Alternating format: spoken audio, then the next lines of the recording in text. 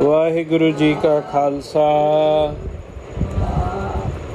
वाहिगुरु जी की फतेह। महाराज सच्चे पातशाह ने गुरबाणी दे विच जो आपां नूं सिक्ख्या दित्ती है, महाराज सच्चे पातशाह ने आपां नूं कहा है, कहंदे जिहड़ा जम है, जिहड़ा काल है, ये फाही पा के मन नूं इंसान नूं इस तरह उलझा लैंदा है कि फाही भी उहदे गल दे विच पई हुंदी आ ते उहनूं महसूस भी नहीं हुंदी। जिवें आपां मिसाल लईए ना, कोई तोता होवे या कोई दूजा पंछी होवे, कोई चिड़ी, कोई कबूतर, ਉਹਨੂੰ ਬੇਸ਼ੱਕ ਦੀ ਸੋਨੇ ਦੇ ਮੜਾ ਕੇ ਪਿੰਜਰੇ ਦੇ ਵਿੱਚ ਬੰਦ ਕਰ ਦਿੱਤਾ ਜਾਵੇ, ਸਮੇਂ 'ਤੇ ਉਹਦੀ ਖੁਰਾਕ ਵੀ ਦਿੱਤੀ ਜਾਵੇ, ਜੋ ਉਹਦੀਆਂ ਲੋੜਵੰਦ ਖੁਰਾਕਾਂ ਨੇ, ਜੋ ਉਹਨੂੰ ਸੁੱਖ ਸਹੂਲਤ ਹੈ ਗਰਮੀ ਸਰਦੀ ਦੀ ਦਿੱਤੀ ਜਾਵੇ। ਹੁਣ ਉਹ ਪੰਛੀ ਨੂੰ ਇਹ ਵੀ ਨਹੀਂ ਡਰ ਵੀ ਮੈਨੂੰ ਕੋਈ ਬਾਜ ਖਾ ਜਾਏਗਾ, ਇੱਲ ਖਾ ਜਾਏਗੀ। ਪੰਛੀ ਨੂੰ ਇਹ ਵੀ ਭਰੋਸਾ ਹੋ ਗਿਆ ਵੀ ਜੇ ਮੈਂ ਕਿਤੇ ਬਿਮਾਰ ਹੋ ਗਿਆ ਤੇ ਆਪੇ ਮੈਨੂੰ ਜਿਹੜਾ ਮੇਰਾ ਮਾਲਕ ਹੈ ਉਹ ਇਲਾਜ ਕਰਾਵੇਗਾ, ਦਵਾਈ ਦੇਗਾ। ਪਰ ਉਸ ਪੰਛੀ ਨੂੰ ਇਹ ਨਹੀਂ ਪਤਾ ਕਿ ਉਹ ਜੇਕਰ ਇਹ ਸਹੂਲਤਾਂ ਮਿਲਦੀਆਂ ਵੀ ਪਈਆਂ ਨੇ ਤੇ ਹੈ ਪਿੰਜਰੇ 'ਚੋਂ ਬੰਦ ਹੈ। ਕਿਸੇ ਵੀ ਦਿਨ ਜੇ ਉਹਦੇ ਮਾਲਕ ਦੀ ਮਰਜ਼ੀ ਹੋਵੇ, ਉਹ ਸੁੱਖ ਸਹੂਲਤਾਂ ਦਿੰਦਾ ਦਿੰਦਾ ਉਹਨੂੰ ਬੰਦ ਕਰਕੇ ਤੇ ਉਹਨੂੰ ਖ਼ਤਮ ਕਰਕੇ ਕੱਟ ਵੱਢ ਕਰਕੇ ਖਾ ਵੀ ਸਕਦਾ ਹੈ, ਜਾਂ ਉਹਦੀ ਗੁਲਾਮੀ ਦੇ ਤਹਿਤ ਹੀ ਜਿਹੜਾ ਆ ਜੀਵਨ ਗੁਜ਼ਾਰ ਸਕਦਾ ਹੈ। ਆਪ ਦੀ ਉਹਦੀ ਆਜ਼ਾਦੀ ਨਹੀਂ। ਸਭ ਤੋਂ ਵੱਡੀ ਗੱਲ ਕਿ ਉਹਦੀ ਆਜ਼ਾਦੀ ਹੈ ਨਹੀਂ। ਇਸੇ ਤਰੀਕੇ ਹੀ ਜਿਹੜਾ ਕਾਲ ਨੇ ਇਨਸਾਨ ਨੂੰ ਆਪ ਦੀਆਂ ਸੁੱਖ ਸਹੂਲਤਾਂ ਦੇ ਕੇ ਜਕੜਿਆ ਹੋਇਆ। ਹੁਣ ਤੋਤਾ ਜਾਂ ਕੋਈ ਕਬੂਤਰ ਜਾਂ ਕੋਈ ਚਿੜੀ ਜਾਂ ਕੋਈ ਉੱਡਦਾ ਪੰਛੀ, ਚਾਹੇ ਬਾਜ ਹੀ ਹੋਵੇ, ਉਹ ਆਪਦੀ ਇੱਕ ਤਾਂ ਸ਼ਕਤੀ ਦਾ ਇਸਤੇਮਾਲ ਭੁੱਲ ਗਿਆ ਪਿੰਜਰੇ 'ਚ ਰਹਿ ਕੇ।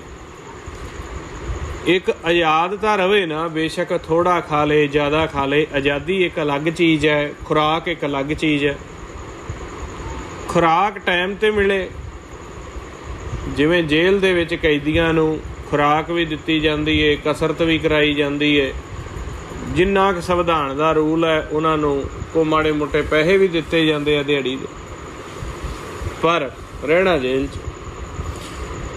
ਤਾਂ ਹੀ ਮਹਾਰਾਜ ਸੱਚੇ ਪਾਤਸ਼ਾਹ ਕਹਿੰਦੇ ਆ, ਹਾਂ ਕਰਤੇ ਕਰਮ ਰਤ ਤਾ, ਹਾਂ ਕਰਤੇ ਕਰਮ ਰਤ ਤਾਕੋ ਭਾਰ ਅਫਾਰ, ਪ੍ਰੀਤ ਨਹੀਂ ਜੋ ਨਾਮ ਸਿਉ ਤੋ ਇਹੂ ਕਰਮ ਵਿਕਾਰ। ਫਿਰ ਅੱਗੇ ਕਹਿੰਦੇ ਆ, ਵਾਧੇ ਜਮ ਕੀ ਜੇਵਰੀ, ਮਿੱਠੀ ਮਾਇਆ ਰੰਗ, ਭਰਮ ਕੇ ਮੋਹੇ ਨੈ ਬੁੱਝੈ, ਸੋ ਪ੍ਰਭ ਸਦਹੂ ਸੰਗ। ਮਾਰੇ ਕਹਿੰਦੇ ਬੰਨੇ ਹੋਇਆ ਜਮ ਦੀ ਜੇਵਰੀ ਦੇ ਨਾਲ, ਵਾਧੇ ਜਮ ਕੀ ਜੇਵਰੀ, ਮਿੱਠੀ ਮਾਇਆ ਰੰਗ। ਤੇ ਜਿਹੜੀ ਮਾਇਆ ਹੈ ਉਹ ਬੜੀ ਮਿੱਠੀ ਹੋ ਕੇ ਤੇ ਰੰਗਾਂ ਦੇ ਵਿੱਚ ਮੋਹਿਤ ਕਰਕੇ ਜੀਵ ਨੂੰ ਫਸਾਇਆ ਹੋਇਆ। ਜਦੋਂ ਸਾਡਾ ਸੱਚ ਤੋਂ ਧਿਆਨ ਉੱਠ ਗਿਆ, ਮਾਲਕ ਦੇ ਉਸ ਘਰ ਦੇ ਨਾਮ ਦੇ ਵਿੱਚੋਂ ਧਿਆਨ ਹਟ ਗਿਆ, ਜੋ ਸਾਨੂੰ ਪਾਲਦਾ ਪਿਆ ਹੈ, ਸਵਾਸਾਂ ਦੀ ਪੂੰਜੀ ਦੇ ਰਿਹਾ, ਉਹਦੇ ਉੱਪਰੋਂ ਧਿਆਨ ਉੱਠ ਗਿਆ, ਫਿਰ ਸਾਡਾ ਇਕੱਲਾ ਰਹਿ ਜਾਂਦਾ ਹੈ ਪਦਾਰਥ 'ਤੇ ਧਿਆਨ, ਜੋ ਤੁਹਾਡਾ ਜਾਂ ਆਮ ਜਿਹੜੇ ਜੀਵ ਜ਼ਿੰਦਗੀ 'ਚ ਵਿਚਰਦੇ ਨੇ। ਹੁਣ ਜੋ ਪਦਾਰਥ ਦੇ ਉੱਪਰ ਧਿਆਨ ਹੈ, ਇੱਕ ਤਾਂ ਪਦਾਰਥ ਨੂੰ ਅਸੀਂ ਪਿਆਰ ਕਰਨ ਲੱਗ ਗਏ ਹਾਂ, ਅਤੇ ਦੂਜਾ ਮਨ ਆਪ ਦੀਆਂ ਗਿਆਨ ਇੰਦਰੀਆਂ ਦਾ, ਕਰਮ ਇੰਦਰੀਆਂ ਦਾ ਇਸਤੇਮਾਲ ਨਹੀਂ ਕਰਦਾ। ਬੇਗਾਨੀਆਂ ਹੀ ਗਿਆਨ ਇੰਦਰੀਆਂ ਨੇ, ਕਰਮ ਇੰਦਰੀਆਂ ਨੇ, ਇਹਨਾਂ ਦਾ ਇਸਤੇਮਾਲ ਕਰਦਾ। ਤੇ ਇਸ ਤਰੀਕੇ ਅਸੀਂ ਮਾਇਆ ਦਾ ਮੋਹ, ਮਾਇਆ ਇਕੱਲਾ ਪੈਸਾ ਨਹੀਂ, ਵੀ ਜੋ ਸਾਡੇ ਜੀਵਨ ਦਾ ਅਦਾਰਾ ਹੈ ਇਹਦੇ ਮੋਹ ਦੇ ਵਿੱਚ ਫਸ ਜਾਂਦੇ। ਫਿਰ ਮਹਾਰਾਜ ਕਹਿੰਦੇ ਕਈ ਵਾਰੀ ਭਰਮ ਇਹ ਜੀਵ ਦੇ ਮਨ ਦੇ ਵਿੱਚ ਹੁੰਦਾ ਹੈ ਕਿ ਮੈਂ ਕਰਮ ਬਹੁਤ ਚੰਗੇ ਕਰਦਾ, ਮੈਂ ਦਾਨ ਪੁੰਨ ਕਰਦਾ, ਮੈਂ ਸਮਾਜ ਦੇ ਵਿੱਚ ਮੇਰਾ ਨਾਮ ਬੜਾ ਹੈ। ਤੇ ਫਿਰ ਮਹਾਰਾਜ ਕਹਿੰਦੇ ਆ ਲੇਖੇ ਗਣਤ ਨਾ ਛੁੱਟੀਐ, ਕਾਚੀ ਭੀਤ ਨਾ ਸੁਧ, ਜਿਸੇ ਬੁਝਾਏ ਨਾਨਕਾ ਤੇ ਗੁਰਮੁਖ ਨਿਰਮਲ ਬੁੱਧ। ਲੇਖੇ ਵਿੱਚ ਨਹੀਂ ਛੁੱਟਿਆ ਜਾਂਦਾ ਹੁੰਦਾ ਕਦੇ, ਕਿਉਂਕਿ ਤੁਸੀਂ ਲੇਖਾ ਚੰਗਾ ਦਿਖਾਓਗੇ ਤੇ ਮਾਲਕ ਦਾ ਦਿਖਾਓਗੇ, ਵੀ ਜੋ ਇੱਥੇ ਮਾਇਆ ਦਾ ਲੇਖਾ ਹੈ ਉਹੀ ਲੇਖਾ ਦਿਖਾਓਗੇ, ਜੋ ਨਾਮ ਦਾ ਦਰਗਾਹੀ ਲੇਖਾ ਉਹ ਤੁਹਾਡੇ ਕੋਲ ਹੈ ਨਹੀਂ। ਤੇ ਇਸ ਕਰਕੇ ਮਹਾਰਾਜ ਕਹਿੰਦੇ ਲੇਖੇ ਕਤੇ ਨਾ ਛੁੱਟੀਐ, ਖਿਨ ਖਿਨ ਭੁੱਲਣ ਹਾਰ। ਜਿਹੜਾ ਕਾਲ ਹੈ ਇਹਨੇ ਸਾਨੂੰ ਵਿਚਾਰ ਦੇ ਕੇ ਸਵਾਈ ਜਾਣਾ ਹੁੰਦਾ ਹੈ। ਸਾਨੂੰ ਦੁੱਖ ਦੇ ਵਿਚਾਰ ਦਿੰਦਾ, ਸਾਡਾ ਮਨ ਸੌ ਜਾਂਦਾ ਹੈ। ਜੇ ਦੁੱਖ ਦੇ ਵਿੱਚੋਂ ਅਸੀਂ ਕੋਈ ਉਪਰਾਲਾ ਕਰਕੇ ਭਗਤੀ ਕਰਨ ਦੀ ਕੋਸ਼ਿਸ਼ ਕਰੀਏ, ਫਿਰ ਸੁੱਖ ਦੇ ਵਿਚਾਰ ਦੇ ਕੇ ਸਾਡੇ ਮਨ ਨੂੰ ਸਵਾਉਣ ਲੱਗ ਜਾਂਦਾ। ਹੁਣ ਬਹੁਤ ਸਾਰੇ ਜਿਹੜੇ ਅਨਾੜੀ ਸੰਤ ਜਾਂ ਅਨਾੜੀ ਪ੍ਰਚਾਰਕ ਆ, ਉਹਨਾਂ ਦੇ ਮਨ ਦੇ ਵਿੱਚ ਸੁੱਖ ਦੇ ਵਿਚਾਰ ਦੇ ਕੇ ਸਵਾ ਦਿੰਦਾ ਹੈ। ਪ੍ਰਚਾਰ ਕਰਨ ਨੂੰ ਤਾਂ ਬਹੁਤ ਤੁਰਦੇ ਆ, ਜਾਂ ਸਮਾਜਿਕ ਭਲੇ ਨੂੰ ਜਾਂ ਸੱਚ ਦੀ ਨਾਮ ਦੀ ਵਡਿਆਈ ਕਰਨ ਲਈ ਬਹੁਤ ਤੁਰਦੇ ਆ, ਪਰ ਮਨ ਦੇ ਵਿੱਚ ਵਿਚਾਰ ਦੇ ਦਿੰਦਾ ਵੀ ਤੈਨੂੰ 4 ਪੈਸੇ ਆਉਣ ਲੱਗ ਗਏ ਨੇ, ਤੇਰੇ 4 ਕਿੱਲੇ ਵੀ ਬਣ ਗਏ ਨੇ, ਤੇਰੇ ਬੱਚੇ ਵੀ ਸੈੱਟ ਨੇ, ਛੱਟ ਕੀ ਆਪਾਂ ਲੋਕਾਂ ਦਾ ਭਲਾ ਕਰਨਾ। ਆਪਾਂ ਆਮ ਤੌਰ ਤੇ ਦੇਖਿਆ ਹੋਵੇਗਾ ਵੀ ਦੇਖਦੇ ਹਾਂ ਵੀ ਜਿਹੜੀਆਂ ਕੈਨੇਡਾ, ਅਮਰੀਕਾ, ਇੰਗਲੈਂਡ, ਜਿਨ੍ਹਾਂ ਕੰਟਰੀਆਂ ਦਾ ਪਾਉਂਡ ਡਾਲਰ ਬਹੁਤ ਵਧੀਆ, ਉੱਥੇ ਹੀ ਹਰੇਕ ਕਹਿੰਦਾ ਵੀ ਇੱਧਰ ਨੂੰ ਪ੍ਰਚਾਰ ਕਰੀਏ ਜੀ। ਅਤੇ ਪ੍ਰਚਾਰਕ ਜਾਂ ਗ੍ਰੰਥੀ ਸਿੰਘ ਜਾਂ ਵੱਡਾ ਅਦਾਰਾ ਉਹਨੂੰ ਤਾਂ ਮੰਨਿਆ ਜਾਂਦਾ ਜੋ ਇਹਨਾਂ ਕੰਟਰੀਆਂ 'ਚ ਕਰਕੇ ਆਵੇ ਪ੍ਰਚਾਰ। ਅਤੇ ਜੋ ਕੰਟਰੀਆਂ ਆਪਾਂ ਦੇਖਦੇ ਹਾਂ ਵੀ ਗਰੀਬ ਕੰਟਰੀਆਂ ਜਿਨ੍ਹਾਂ ਨੂੰ ਕਿਹਾ ਜਾਂਦਾ ਹੈ, ਸਮਾਜਿਕ ਅਰਥ ਵਿਵਸਥਾ ਉਹਨਾਂ ਦੀ ਨਹੀਂ ਚੰਗੀ, ਭੂਟਾਨ, ਨੇਪਾਲ, ਬੰਗਲਾਦੇਸ਼ ਆਪਣੇ ਪੜੋਸੀ ਦੇਸ਼ ਨੇ, ਤਜਾਕਿਸਤਾਨ, ਕਜ਼ਾਕਿਸਤਾਨ, ਅਫਗਾਨਿਸਤਾਨ, ਉੱਧਰ ਕੋਈ ਵੀ ਨਹੀਂ ਜਾਂਦਾ। ਕਿਉਂ? ਬਹੁਤੇ ਨਹੀਂ, ਆਪਾਂ ਸਾਰੇ ਨਹੀਂ ਕਹਿ ਸਕਦੇ, ਬਹੁਤੇ ਜੀਵ। ਕਿਉਂਕਿ ਸਾਡੇ ਮਨ ਦੀ ਮਨਸ਼ਾ ਇਹ ਨਹੀਂ ਕਿ ਅਸੀਂ ਸਮਾਜ ਦਾ ਉਤਾਰਾ ਕਰਨਾ ਹੈ। ਆਪਾਂ ਹਿੰਦੁਸਤਾਨ ਦੇ ਵਿੱਚ ਹੀ ਦੇਖ ਲਈਏ ਤਾਂ ਜੋ ਸਾਡੀਆਂ ਸਟੇਟਾਂ ਨੂੰ ਬੈਕਵਰਡ ਮੰਨਿਆ ਜਾਂਦਾ ਹੈ, ਉੱਥੇ ਜੀਵ ਬਹੁਤ ਨੇ। ਜੇ ਉਹਨਾਂ ਨੂੰ ਤੁਸੀਂ ਥੋੜ੍ਹਾ ਜਿਹਾ ਰਜੋਗੁਣ ਦਾ ਸਹਾਰਾ ਲਾਓ, ਪੈਸੇ ਧੇਲੇ ਦਾ ਸਹਾਰਾ ਲਾਓ, ਅਤੇ ਉਹਨਾਂ ਦੇ ਮਨ ਵੀ ਨਿਰਮਲ ਨੇ, ਅਤੇ ਉਹਨਾਂ ਨੂੰ ਨਾਮ ਦੀ ਜੇ ਸੋਝੀ ਦਿੱਤੀ ਜਾਵੇ ਤਾਂ ਬਹੁਤ ਹੋ ਸਕਦਾ ਭਲਾ। ਪਰ ਜੋ ਕਾਲ ਸੰਤਾਂ ਦੇ ਉੱਪਰ ਅਨਾੜੀ ਅਸੰਤ, ਸੰਤ ਨਹੀਂ ਅਨਾੜੀ ਅਸੰਤ, ਉਹਦੇ ਉੱਪਰ ਜਦੋਂ ਜਾਲ ਪਾ ਦਿੰਦਾ ਹੈ, ਸੁੱਖ ਦਾ ਜਾਲ ਪਾਉਂਦਾ ਹੈ ਕਿ ਉਹਨਾਂ ਦੀ ਮਾਨਸਿਕਤਾ ਨੂੰ ਸ਼ੌਹਰਤ ਤੱਕ, ਪੈਸੇ ਤੱਕ, ਜ਼ਮੀਨ ਤੱਕ, ਇੱਥੋਂ ਤੱਕ ਸੈੱਟ ਕਰਕੇ ਵੀ ਤੁਹਾਨੂੰ ਸੁਣਨਗੇ, ਤੁਹਾਨੂੰ ਪੈਸਾ ਮਿਲੇਗਾ, ਬਸ ਤੁਸੀਂ ਇੱਥੋਂ ਤੱਕ ਫਿੱਟ ਰਹੋ, ਤੁਹਾਨੂੰ ਕੀ ਮਤਲਬ ਹੈ ਵੀ ਕੋਈ ਨਾਮ ਜਪਦਾ ਕਿ ਨਹੀਂ ਜਪਦਾ। ਅਤੇ ਇਹੀ ਫਰਕ ਆ ਜੋ ਗੁਰੂ ਸਾਹਿਬ ਦੇ ਪੈਦਾ ਕੀਤੇ ਹੋਏ ਗੁਰਸਿੱਖ ਸੀਗੇ ਅਤੇ ਜੋ ਅੱਜ ਦੁਨਿਆਵੀ ਗਿਆਨੀ ਅਤੇ ਪੜ੍ਹੇ ਲਿਖੇ ਬਹੁਤੇ ਪ੍ਰਚਾਰਕ ਨੇ। ਬਹੁਤੇ, ਸਾਰੇ ਨਹੀਂ, ਬਹੁਤੇ, ਕਾਫੀ ਮਾਤਰਾ 'ਚ। ਉਹ ਗੁਰਸਿੱਖਾਂ ਨੂੰ ਅੱਜ ਵੀ ਜੇਕਰ ਆਪਾਂ ਸੋਚੀਏ ਤਾਂ ਉਹ ਮਹਾਂਪੁਰਸ਼ ਇੰਨੇ ਵੱਡੀ ਅਵਸਥਾ ਦੇ ਮਾਲਕ ਸੀ, ਸਾਡੇ ਤੋਂ ਵੀ ਜ਼ਿਆਦਾ ਸਿਆਣੇ ਸੀ। ਕਿ ਉਹਨਾਂ ਨੂੰ ਉਸ ਸਮੇਂ ਦੇ ਵਿੱਚ ਲੋੜ ਪਈ ਸੀ ਕਿ ਉਹਨਾਂ ਨੇ ਸ਼ਹੀਦੀਆਂ ਦਿੱਤੀਆਂ, ਉਹ ਚਰਖੜੀਆਂ 'ਤੇ ਚੜ੍ਹੇ, ਉਹ ਵੀ ਸਾਡੇ ਤੋਂ ਜ਼ਿਆਦਾ ਸਿਆਣੇ ਸੀ। ਗੁਰੂ ਘਰ ਦੇ ਕੋਲ ਧਨ ਦੀ ਕੋਈ ਕਮੀ ਨਹੀਂ ਸੀ, ਰਾਜਸੀ ਭਾਵ ਦੀ ਕੋਈ ਕਮੀ ਨਹੀਂ ਸੀ, ਉਹ ਵੀ ਐਡਜਸਟਮੈਂਟ ਕਰ ਸਕਦੇ ਸੀ। ਪਰ ਨਹੀਂ, ਗੱਲ ਜਦੋਂ ਅਸੀਂ ਇਤਿਹਾਸ ਦੀ ਪੜਚੋਲ ਕਰਦੇ ਹਾਂ ਅਤੇ ਕਿਸੇ ਰਾਜਸੀ ਭਾਵ 'ਤੇ, ਕਿਸੇ ਪੈਸੇ ਦੇ ਭਾਵ 'ਤੇ, ਜਾਂ ਕਿਤੇ ਪਰਿਵਾਰ ਘਰ ਦੇ ਉੱਪਰ ਆਪਾਂ ਦੇਖਦੇ ਹਾਂ ਵੀ ਨਹੀਂ ਖੜਦੀ, ਉੱਥੇ ਸਿੱਧਾ ਹੀ ਇੱਕ ਮਿਸ਼ਨ ਹੈ ਨਾਨਕ ਦਾ, ਜੋ ਨਾਨਕ ਦਾ ਨਾਮ ਦਾ ਮਿਸ਼ਨ ਸੀ, ਸੱਚ ਦਾ, ਧਰਮ ਦਾ, ਅਕਾਲੀ ਮਿਸ਼ਨ ਸੀਗਾ। ਉਸੇ ਮਿਸ਼ਨ 'ਤੇ ਹੀ ਇਹ ਸਾਰਾ ਖੇਲ ਚੱਲਿਆ। ਕਿਉਂਕਿ ਕਾਲ ਜਿਹੜਾ ਜਾਲ ਪਾ ਕੇ ਆਮ ਸੰਸਾਰੀ ਜੀਵਾਂ ਨੂੰ ਸੁਆ ਦਿੰਦਾ ਹੈ, ਉਹ ਨਹੀਂ ਸੁੱਤੇ। ਤਾਂ ਹੀ ਤਾਂ ਉਹ ਗੁਰਸਿੱਖ ਸੀਗੇ, ਭਾਈ ਸੀਗੇ। ਭਾਈ ਸਾਹਿਬ ਦੀ ਉਹਨਾਂ ਨੂੰ ਅਸੀਂ ਉਪਾਧੀ ਦਿੱਤੀ, ਸਤਿਗੁਰਾਂ ਦੀ ਉਪਾਧੀ ਦਿੱਤੀ, ਗੁਰੂ ਦੀ ਉਪਾਧੀ ਦਿੱਤੀ। ਮਨ ਓਨੀ ਦੇਰ ਤੱਕ ਸੌਂ ਜਾਂਦਾ ਆ, ਮਾਇਆ ਇਹਦੇ ਉੱਪਰ ਅਸਰ ਕਰਦੀ ਆ, ਜਿੰਨੀ ਦੇਰ ਤੱਕ ਮਨ ਨੂੰ ਆਪ ਦਾ ਅੰਦਰਲੋਂ ਨਾਦ ਧੁਨ ਨਹੀਂ ਸੁਣਦੀ, ਜਿੰਨੀ ਦੇਰ ਤੱਕ ਉਹ ਸਤਿਗੁਰ ਪ੍ਰਕਾਸ਼ ਰੂਪੀ ਇਸ ਸਤਿਗੁਰ ਦੀ ਸੇਵਾ ਨਹੀਂ ਕਰਦਾ। ਮਹਾਰਾਜ ਸੱਚੇ ਪਾਤਸ਼ਾਹ ਗੁਰਬਾਣੀ ਦੇ ਵਿੱਚ ਕਹਿੰਦੇ ਆ, ਕਾਲ ਨਾ ਛੋੜੈ ਬਿਨ ਗੁਰ ਕੀ ਸੇਵਾ। ਜਿੰਨੀ ਦੇਰ ਤੱਕ ਅਸੀਂ ਸਤਿਗੁਰ ਦੀ ਸੇਵਾ ਨਹੀਂ ਕਰਦੇ,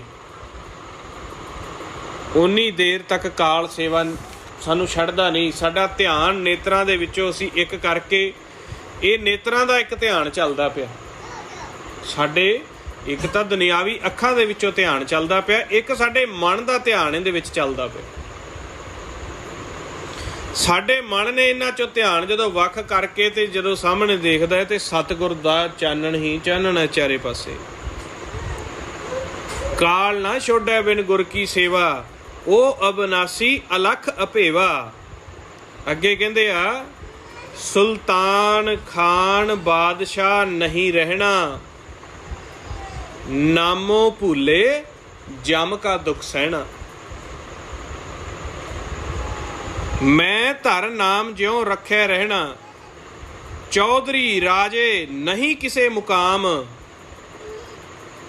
ਸਾ ਮਰੈ ਸੰਚੈ ਮਾਇਆ ਦਾਮ, ਮੈਂ ਧਨ ਦੀਜੈ ਹਰ ਅੰਮ੍ਰਿਤ ਨਾਮ। ਮਹਾਰਾਜ ਸੱਚੇ ਪਾਤਸ਼ਾਹ ਕਹਿੰਦੇ ਆ ਵੀ ਸੁੱਖ ਜਿਹੜੇ ਅਸੀਂ ਇੱਥੇ ਦੁਨਿਆਵੀ ਸੁੱਖ ਦੇਖ ਕੇ ਪਿੱਛੇ ਹਟਦੇ ਆ, ਸਾਡਾ ਮਨ ਨੈਗੇਟਿਵ ਹੋ ਜਾਂਦਾ। ਮਹਾਰਾਜ ਸੱਚੇ ਪਾਤਸ਼ਾਹ ਕਹਿੰਦੇ ਆ, ਜਿਹੜੇ ਵੱਡੇ ਵੱਡੇ ਚੌਧਰੀ ਆ, ਸੁਲਤਾਨ ਖਾਨ ਨੇ, ਇਹਨਾਂ ਨੇ ਸਿਰਫ ਦੁਨਿਆਵੀ ਸੁੱਖ ਭੋਗਿਆ ਹੈ। ਕਿਉਂਕਿ ਕਈ ਵਾਰੀ ਸਾਡੀ ਪਿਛਲੀ ਕਰਮਾਂ ਦੀ ਪੂੰਜੀ ਨਾਮ ਦਾ ਧਨ ਜ਼ਿਆਦਾ ਹੁੰਦਾ ਹੈ, ਕਾਲ ਉਹਦਾ ਇਸਤੇਮਾਲ ਸਾਡੇ ਮਨ ਨੂੰ ਸੁਆ ਕੇ ਇੱਥੇ ਸੁੱਖ ਸਹੂਲਤਾਂ ਦੇ ਕੇ। ਪਰ ਮਹਾਰਾਜ ਸੱਚੇ ਪਾਤਸ਼ਾਹ ਕਹਿੰਦੇ, ਐਸੇ ਜਿਹੜੇ ਧਨੀ ਜੀਵ ਨੇ, ਜਿਹੜੇ ਨਾਮ ਦੇ ਧਨ ਨੂੰ ਨਹੀਂ ਪ੍ਰਾਪਤ ਕੀਤਾ, ਦੁਨਿਆਵੀ ਧਨੀ ਆ, ਤਾਂ ਕਹਿੰਦੇ ਆ ਸੁਲਤਾਨ ਖਾਨ ਬਾਦਸ਼ਾਹ ਨਹੀਂ ਰਹਿਣਾ, ਨਾਮੋਂ ਭੂਲੇ ਜਮ ਕਾ ਦੁੱਖ ਸਹਿਣਾ। ਐਸੇ ਮਨਾਂ ਨੂੰ ਬੇਪੱਤ ਕਰਕੇ, ਸੂਖਮ ਜਿਹੜਾ ਇਹਨਾਂ ਦਾ ਸਰੀਰ ਹੈ, ਇਹਨਾਂ ਨੂੰ ਬੇਪੱਤ ਕਰਕੇ ਇੱਥੋਂ ਕੱਢਿਆ ਜਾਂਦਾ ਹੈ। ਹੁਣ ਜਿਨ੍ਹਾਂ ਨੂੰ ਸੂਖਮ ਦਾ ਭੇਤ ਨਹੀਂ ਹੈਗਾ, ਕਿਉਂਕਿ ਜੋ ਗੁਰਬਾਣੀ ਗੁਰੂ ਦੇ ਵਿੱਚ ਖੇਲ ਦੱਸਿਆ ਹੋਇਆ ਹੈ, ਉਹ ਮਨ ਦੀ ਸੂਖਮ ਦੇਹੀ ਦਾ ਖੇਲ ਦੱਸਿਆ ਹੈ। ਹੁਣ ਅਸੀਂ ਸੂਖਮ ਦੀ ਵਿਚਾਰ ਜਿੰਨੀ ਦੇਰ ਤੱਕ ਨਹੀਂ ਕਰਦੇ, ਦੁਨਿਆਵੀ ਰੂਪ ਦੇ ਵਿੱਚ ਅਸੀਂ ਧਰਮ ਪੈਦਾ ਕਰਨਾ ਚਾਹੁੰਦੇ ਹਾਂ, ਦੁਨਿਆਵੀ ਆਕਾਰਾਂ ਦੇ ਵਿੱਚ ਅਸੀਂ, ਜਾਤਾਂ ਮਜ਼ਹਬਾਂ ਦੇ ਵਿੱਚ ਅਸੀਂ ਮਾਲਕ ਦੀ ਪਹਿਚਾਣ ਕਰਨੀ ਚਾਹੁੰਦੇ ਹਾਂ, ਉਹ ਹੁੰਦਾ ਨਹੀਂ। ਸਰ ਨਾਲੋਂ ਪਹਿਲਾਂ ਸਾਡਾ ਮਨ ਥਿਰ ਹੋਣਾ ਚਾਹੀਦਾ ਹੈ। ਅਸੀਂ ਪ੍ਰਚਾਰ ਸਿੱਖੀ ਦਾ, ਅਸੀਂ ਪ੍ਰਚਾਰ ਧਰਮ ਦਾ, ਖਾਲਸੇ ਦਾ ਤਾਂ ਕਰ ਸਕਦੇ ਹਾਂ ਜਦੋਂ ਅਗਲੇ ਦੇ ਮਨ ਦੇ ਵਿੱਚ ਠਹਿਰਾਵ ਆਊਗਾ। ਅਗਲੇ ਦੇ ਮਨ ਨੂੰ ਤਾਂ ਪਹਿਲਾਂ ਠਹਿਰ ਦਿਓ ਨਾ, ਵੀ ਉਹ ਕਿਵੇਂ ਠਹਿਰਨਾ। ਜਦੋਂ ਅਗਲੇ ਦਾ ਮਨ ਠਹਿਰੂਗਾ, ਮਨ ਠਹਿਰਨ 'ਤੇ ਸਾਡੇ ਅੰਦਰ ਬਲ ਬਣਦਾ, ਆਤਮ ਦਾ ਬਲ ਬਣਦਾ। ਬਲ ਬਣਨ 'ਤੇ ਹੀ ਸਾਡੇ ਜਿਹੜੇ ਨੇ ਕਾਮ ਕ੍ਰੋਧ ਲੋਭ ਮੋਹ ਹੰਕਾਰ ਨੇ, ਇਹਨਾਂ ਨੂੰ ਅਸੀਂ ਵਸ ਕਰ ਸਕਦੇ ਹਾਂ। ਜਿੰਨੀ ਦੇਰ ਤੱਕ ਸਾਡੇ ਮਨ ਦਾ ਬਲ ਨਹੀਂ, ਸ਼ਬਦ ਦੀ ਐਨਰਜੀ ਨਹੀਂ ਸਾਡੇ ਅੰਦਰ, ਇਹ ਸਾਡੇ ਤੋਂ ਵਸ ਨਹੀਂ ਹੁੰਦੇ। ਆਪ ਮੁਹਾਰੇ ਵਿਚਾਰ ਸਾਡੇ ਅੰਦਰ ਚੱਲੀ ਜਾਂਦੇ ਨੇ। ਜੇ ਅਸੀਂ ਚਾਹੀਏ ਕਿ ਅਨਹਦ ਬਾਣੀ ਨੂੰ ਸੁਣ ਲਈਏ ਤਾਂ ਵੀ ਨਹੀਂ ਸੁਣ ਸਕਦੇ। ਜੇ ਅਸੀਂ ਚਾਹੀਏ ਅੱਜ ਇੱਕ ਜੀਵ ਨੂੰ ਆਪਾਂ ਕਹਿ ਦਈਏ ਕਿ ਤੁਸੀਂ 5 ਮਿੰਟ ਤੱਕ ਕੋਈ ਵੀ ਫੁਰਨਾ ਨਹੀਂ ਲੈਣਾ, ਆਪਦਾ ਫੁਰਨਾ ਰੋਕ ਕੇ, ਅਭਿਆਸ ਜਿਹੜਾ ਨਹੀਂ ਕਰਦਾ, ਤੇ ਤੁਸੀਂ ਬੈਠ ਕੇ ਦਿਖਾਓ, ਸਾਡਾ ਮਨ ਨਹੀਂ ਟਿਕਦਾ।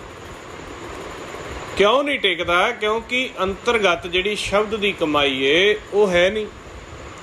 ਤੇ ਬਾਹਰੀ ਤੌਰ ਤੇ ਅਸੀਂ ਆਪਦੇ ਆਪ ਨੂੰ ਖਾਲਸਾ ਵੀ ਕਹਿੰਦੇ ਆ, ਗੁਰਸਿੱਖ ਵੀ ਕਹਿੰਦੇ ਆ, ਮਜ਼ਹਬੀ ਵੀ ਕਹਿੰਦੇ ਆ, ਹਿੰਦੂ ਮਜ਼ਹਬ ਦਾ ਕਹਿੰਦੇ ਆ, ਮੁਸਲਮਾਨ ਮਜ਼ਹਬ ਦਾ ਕਹਿੰਦੇ ਆ। ਮਜ਼ਹਬੀ ਤੋਂ ਭਾਵ ਹੈ ਵੀ ਮੈਂ ਮਜ਼ਹਬ ਨੂੰ ਮੰਨਣਾ, ਉਹ ਮਜ਼ਹਬੀ ਅਸੀਂ ਆਪਦੇ ਆਪ ਨੂੰ ਕਹਿੰਦੇ ਹਾਂ।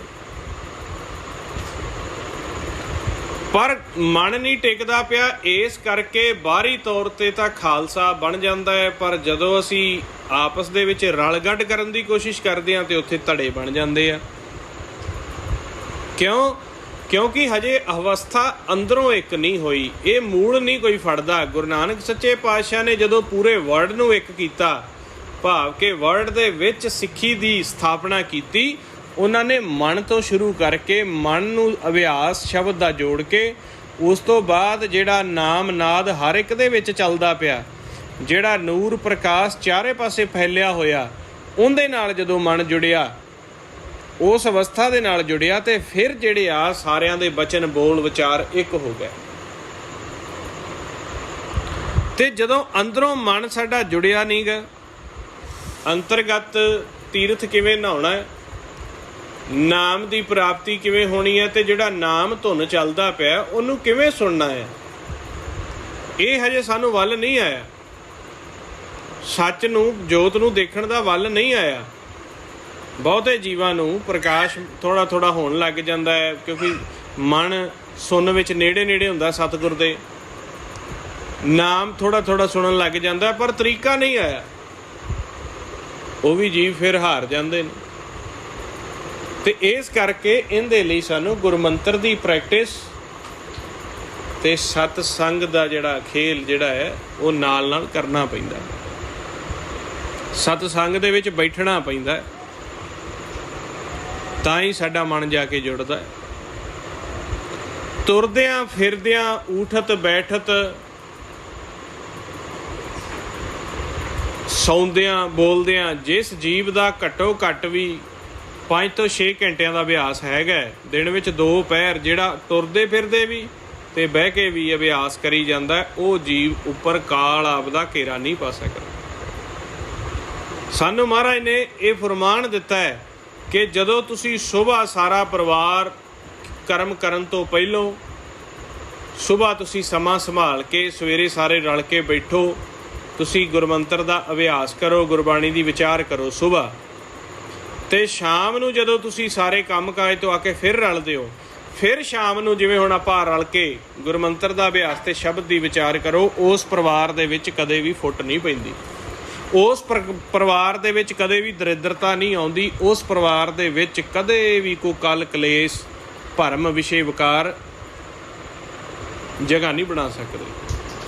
ਤੇ ਜਿਸ ਪਰਿਵਾਰ ਨੇ ਸੁਬਾਹ ਉੱਠਦਿਆਂ ਹੀ ਨਿਖੜ ਜਾਣਾ ਹੈ, ਮਨ ਕਰਕੇ ਵੀ ਤੇ ਤਨ ਕਰਕੇ ਵੀ, ਤੇ ਸ਼ਾਮ ਨੂੰ ਵੀ ਕੋਈ ਪਤਾ ਨਹੀਂ, ਤੇ ਜਦੋਂ ਰਾਤ ਨੂੰ ਦੇਹੀ ਛੱਡੀ ਆ ਤੇ ਕੋਈ ਭਵਜਲ 'ਚ ਕਿਸੇ ਪੁਆਇੰਟ 'ਤੇ ਡਿੱਗ ਗਿਆ, ਕੋਈ ਕਿਸੇ 'ਤੇ ਡਿੱਗ ਗਿਆ, ਤੇ ਉੱਥੇ ਤਾਂ ਜਿਹੜੀ ਕੋਈ ਪੁਰਾਣੀ ਪੂੰਜੀ ਆ, ਪੁਰਾਣੀ ਕਮਾਈ ਹੋਈ ਸ਼ਬਦ ਦੀ ਅਭਿਆਸ ਦੀ ਭਗਤੀ ਆ, ਉਹ ਕਿੰਨੀ ਕੁ ਦੇਰ ਕੰਮ ਕਰੇਗੀ। ਹੌਲੀ ਹੌਲੀ ਭਗਤੀ ਖਤਮ ਹੁੰਦੀ ਜਾਂਦੀ ਆ, ਵਿਚਾਰ ਅਲੱਗ ਹੁੰਦੇ ਜਾਂਦੇ ਆ, ਰੋਜ਼ਗਾਰ ਦੇ ਵਿੱਚ, ਤਨ ਦੇ ਰੋਜ਼ਗਾਰ ਵਿੱਚ, ਖਾਣ ਪੀਣ ਵਿੱਚ, ਆਪਸੀ ਭਾਈਚਾਰੇ ਵਿੱਚ ਦਿਨੋਂ ਦਿਨ ਫਰਕ ਪੈਂਦਾ ਜਾਂਦਾ ਹੈ, ਪੂੰਜੀ ਖਤਮ ਹੁੰਦੀ ਜਾਂਦੀ ਹੈ।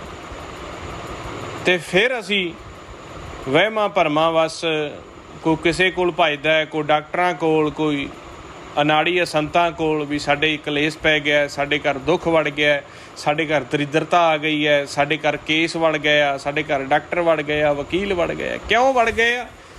ਪਿਛਲੀ ਜੋ ਪੂੰਜੀ ਸੀ ਉਹ ਖਤਮ ਹੋ ਗਈ, ਅਗਲੀ ਕਮਾਈ ਨਹੀਂ, ਉਪਰਾਲਾ ਕੀਤਾ ਨਹੀਂ, ਦੁਨਿਆਵੀ ਉਪਰਾਲਾ ਅਸੀਂ ਕਰਦੇ ਰਹੇ। ਦੁਨਿਆਵੀ ਸਾਨੂੰ ਪਤਾ ਸੀ ਵੀ ਜੇ ਪੈਸੇ ਨਾ ਕਮਾਵਾਂਗੇ ਰੋਟੀ ਕਿੱਥੋਂ ਖਾਣੀ ਹੈ, ਜੇ ਘਰੋਂ ਬਾਹਰ ਨਾ ਜਾਵਾਂਗੇ ਤੇ ਬੱਚਿਆਂ ਨੂੰ ਕੌਣ ਪਾਲੇਗਾ। ਪਰ ਇਹ ਮਨ ਦੀ ਪੂੰਜੀ ਦਾ ਨਾ ਕਿਸੇ ਭੇਤ ਦਿੱਤਾ ਤੇ ਨਾ ਅਸੀਂ ਲੈਣਾ ਚਾਹਿਆ। ਮਨ ਦੀ ਪੂੰਜੀ ਘਟ ਗਈ ਤੇ ਘਰ ਦੇ ਵਿੱਚ ਘਾਟਾ ਹੀ ਘਾਟਾ। ਖੇਲ ਹੀ ਮਨ ਦੀ ਪੂੰਜੀ ਤੋਂ ਚੱਲਦਾ ਹੈ। ਮਨ ਆਪਦੇ ਕਰਮ ਲੈ ਕੇ ਇਸ ਸਰੀਰ ਵਿੱਚ ਪ੍ਰਵੇਸ਼ ਹੁੰਦਾ ਹੈ। ਜਦੋਂ ਇਸ ਸਰੀਰ ਵਿੱਚ ਪ੍ਰਵੇਸ਼ ਹੋ ਗਿਆ, ਜਿੰਨੇ ਉਹਦੇ ਕਰਮ ਨੇ ਉਸੇ ਮੁਤਾਬਕ ਸਰੀਰ ਦਾ ਉਹਦਾ ਸੈਟਲ ਚੱਲਦਾ ਆ। ਤੇ ਜਿਸ ਮਨ ਦੀ ਪੂਰਬਲੀ ਪੂੰਜੀ ਨਹੀਂ, ਉਹਨੂੰ ਇੱਥੇ ਦੁੱਖ ਹੀ ਦੁੱਖ ਨੇ, ਕਿਉਂਕਿ ਮਹਾਰਾਜ ਨੇ ਕਿਹਾ ਪ੍ਰੇਤ ਪਿੰਜਰ ਮੈਂ ਦੁੱਖ ਕਨੇਰੇ। ਤੇ ਜਦੋਂ ਤੁਸੀਂ ਕਿਸੇ ਪੂਰਨ ਸੰਤ ਕੋਲ ਜਾਓਗੇ, ਪੂਰਨ ਗੁਰਸਿੱਖ ਕੋਲ ਮਿਲੋਗੇ, ਉਹਨੇ ਤੁਹਾਨੂੰ ਕਹਿਣਾ ਵੀ ਗੁਰੂ ਪਿਆਰਿਓ, ਆਓ ਰਲ ਮਿਲ ਕੇ ਆਪਾਂ ਸਵਾਸਾਂ ਦਾ ਧਨ ਜਮ੍ਹਾਂ ਕਰਵਾਈਏ, ਸੱਚ ਦੀ ਕੀਰਤੀ ਕਰੀਏ, ਉਸਤਤ ਕਰੀਏ। ਤੇ ਨਾਮ ਦੀ ਦਿਹਾੜੀ ਜਮ੍ਹਾਂ ਕਰਵਾਈਏ ਤੇ ਆਓ ਫਿਰ ਆਪਣਾ ਸਤਿਗੁਰ ਸਹਿ ਸੁਭਾਏ ਭਲਾ ਕਰਨਗੇ। ਤੇ ਸਤਿਗੁਰ ਨੇ ਸਾਡੇ ਤੋਂ ਜਦੋਂ ਦੇਖਦੇ ਆ, ਸਾਨੂੰ ਦੇਖਦੇ ਆ ਕਿ ਸਵਾਸਾਂ ਦੀ ਪੂੰਜੀ ਲਈ ਜਾਂਦੇ ਆ, ਕਰਮਾਂ ਦੀ ਪੂੰਜੀ ਲਈ ਜਾਂਦੇ ਆ ਤੇ ਖਜ਼ਾਨਾ ਇਹਨਾਂ ਕੋਲ ਹੈ ਨਹੀਂ, ਤੇ ਫਿਰ ਆਪਣੇ ਆਪ ਹੀ ਸਾਨੂੰ ਕਾਲ ਨੇ ਦੁੱਖ ਦੇਣੇ ਨੇ। ਕਾਲ ਦੇ ਵਿੱਚ ਸਾਡਾ ਧਿਆਨ ਇਸ ਮਾਇਆ ਦੇ ਦੇਸ਼ ਦੇ ਵਿੱਚ, ਇਹਨਾਂ ਆਕਾਰਾਂ ਵਿੱਚ, ਇਹਨਾਂ ਵਿਚਾਰਾਂ ਦੇ ਵਿੱਚ ਅਸੀਂ ਉਵੇਂ ਬੇਨਤੀਆਂ ਬਹੁਤ ਜ਼ੋਰਦੀਆਂ ਰਜੋਈਆਂ ਕਰਨੇ ਆ। ਸਾਡਾ ਪੈਸੇ ਦਾ ਕੰਮ ਬਣ ਜਾਏ ਜੀ, ਆ ਘਾਟਾ ਜਿਹਾ ਆ ਗਿਆ ਸੀ, ਘਰ ਵਿੱਚ ਕਲ ਕਲੇਸ਼ ਦੁਬਿਧਾ ਆ ਗਈ ਸੀ, ਤੁਸੀਂ ਸਾਡੀ ਅਰਦਾਸ ਕਰੋ ਜੀ। ਤੇ ਹੁਣ ਅਰਦਾਸ ਕਰਨ ਵਾਲਾ ਜਾਂ ਤਾਂ ਪੂਰਨ ਗੁਰਸਿੱਖ ਹੋਵੇ, ਤੇ ਪੂਰਨ ਜਿਹੜਾ ਗੁਰਸਿੱਖ ਹੈ ਉਹ ਮਾਲਕ ਨੂੰ ਅਰਦਾਸ ਕਰ ਦੇ ਸਕਦਾ ਆ। ਆਪ ਦੀ ਪੂੰਜੀ ਤਾਂ ਬੜੀ ਖਿੰਨ ਖਿੰਨ ਕਰਕੇ ਮਨ ਤੇ ਪਹਿਰੇ ਦੇ ਕੇ ਜੁੜਦੀ ਹੈ, ਤੇ ਆਪ ਦੀ ਪੂੰਜੀ ਤੁਹਾਨੂੰ ਕੌਣ ਦੇਣ ਲੱਗਾ? ਇਹ ਪੂੰਜੀ ਕਿਸੇ ਨਾਲ ਵੰਡਾਈ ਨਹੀਂ ਜਾ ਸਕਦੀ। ਤੇ ਮਾਲਕ ਕਿਸੇ ਦਾ ਖਾਸ ਨਹੀਂ, ਕਿਸੇ ਦੇ ਨਾਲ ਵੈਰ ਨਹੀਂ ਕਰਦਾ। ਤੁਸੀਂ ਸੱਚੇ ਪਾਤਸ਼ਾਹ ਨੂੰ ਖੁਸ਼ ਕਰੋ, ਬੈਠੋ ਸਵਾਸਾਂ ਦਾ ਧਨ ਜਮ੍ਹਾਂ ਕਰਵਾਓ। ਜੋ ਪਰਿਵਾਰ ਦੇ ਵਿੱਚ ਦੁਬਦਾ ਹੈ, ਜਿੱਥੇ ਤੁਹਾਨੂੰ ਕਾਲ ਨੇ ਜਾਲ ਪਾ ਲਿਆ, ਤੇ ਉਹ ਜਦੋਂ ਸਵਾਸਾਂ ਦਾ ਧਨ ਉਹਦੇ ਬਰਾਬਰ ਜਮ੍ਹਾਂ ਹੋਏਗਾ ਉਹ ਖਤਮ ਹੋ ਜਾਏਗਾ। ਅਸੀਂ ਰਲ ਮਿਲ ਕੇ ਆਪਸ ਦੇ ਵਿੱਚ ਚੁਗਲੀ ਕਰ ਲੈਂਦੇ ਹਾਂ, ਨਿੰਦਿਆ ਕਰ ਲੈਂਦੇ ਹਾਂ। ਰਲ ਮਿਲ ਕੇ ਅਸੀਂ ਪਾਰਟੀਆਂ, ਭੰਗੜੇ, ਵਿਆਹ ਸ਼ਾਦੀਆਂ, ਨਸ਼ੇ ਇਹ ਕਰ ਲੈਂਦੇ ਹਾਂ, ਤੇ ਰਲ ਕੇ ਸਾਡੇ ਤੋਂ ਸਿਮਰਨ ਕਿਉਂ ਨਹੀਂ ਹੁੰਦਾ? ਜਿਸ ਦਿਨ ਪਰਿਵਾਰ ਦੇ ਵਿੱਚ ਇਹ ਨਿਯਮ ਲਾਗੂ ਹੋ ਗਿਆ ਵੀ ਰਲ ਕੇ ਸਿਮਰਨ ਕਰਨ ਦਾ, ਸੁਬਾਹ ਸ਼ਾਮ ਤੁਸੀਂ ਸਮਾਂ ਬਣਾ ਲਿਆ, ਦਿਨ ਦੇ ਵਿੱਚ ਵੱਧੋ ਵੱਧ ਸਮਾਂ ਬਣਾ ਲਿਆ, ਉਸ ਦਿਨ ਪਰਿਵਾਰ ਸਵਰਗ ਬਣ ਜਾਂਦਾ ਹੈ। ਆਉਣ ਵਾਲੀਆਂ ਕੁਲਾਂ ਵੀ ਇਹਨਾਂ ਵਿਕਾਰਾਂ ਦੇ ਵਿੱਚੋਂ, ਬੈਰ ਵਿਰੋਧ ਦੇ ਵਿੱਚੋਂ, ਦੁਬਿਧਾ ਦੇ ਵਿੱਚੋਂ, ਨਸ਼ਿਆਂ ਦੇ ਵਿੱਚੋਂ ਨਿਕਲ ਜਾਂਦੀਆਂ।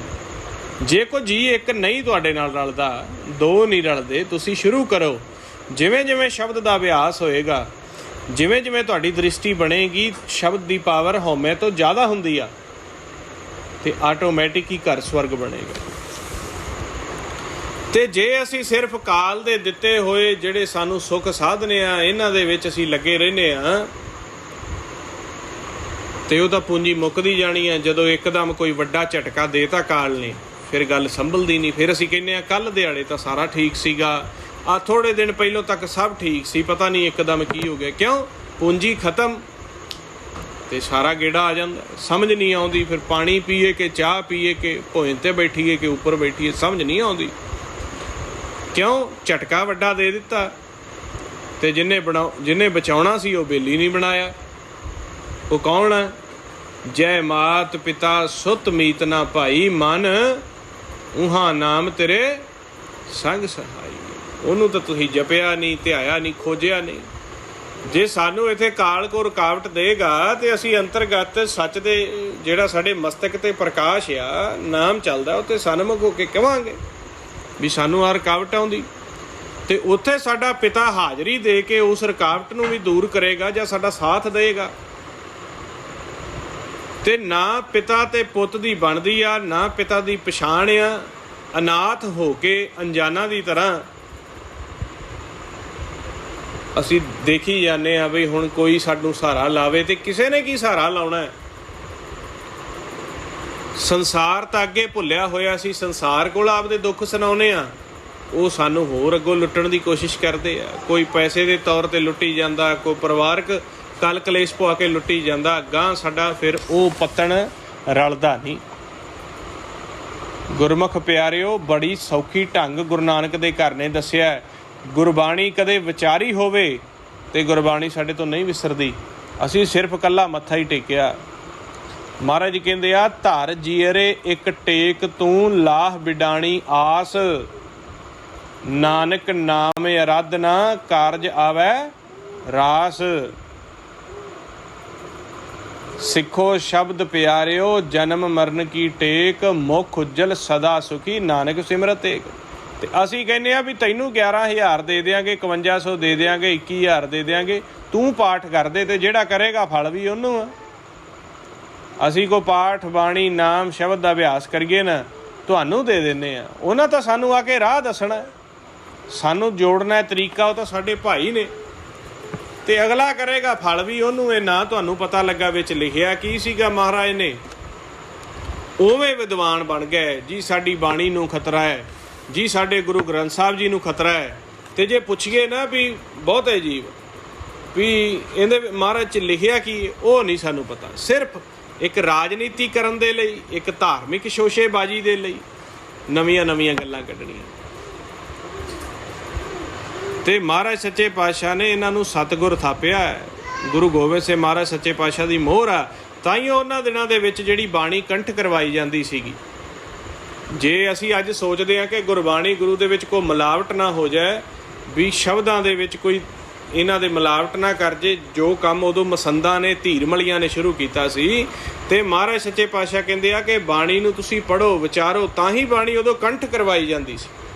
ਜਦੋਂ ਅਸੀਂ ਵਾਰ-ਵਾਰ ਬਾਣੀ ਨੂੰ ਪੜ੍ਹੀ ਜਾਂਦੇ ਹਾਂ, ਗੁਰਬਾਣੀ ਗੁਰੂ ਨੂੰ ਵਿਚਾਰੀ ਜਾਂਦੇ ਹਾਂ, ਇਹਨਾਂ ਦਾ ਵਾਰ-ਵਾਰ ਅਸੀਂ ਪਾਠ ਕਰਦੇ ਹਾਂ, ਬਾਣੀ ਪੜ੍ਹਦੇ ਹਾਂ, ਤੇ ਬਾਣੀ ਸਹਿਜ ਸੁਭਾਏ ਸਾਨੂੰ ਕੰਠ ਹੋਣੀ ਸ਼ੁਰੂ ਹੋ ਜਾਂਦੀ।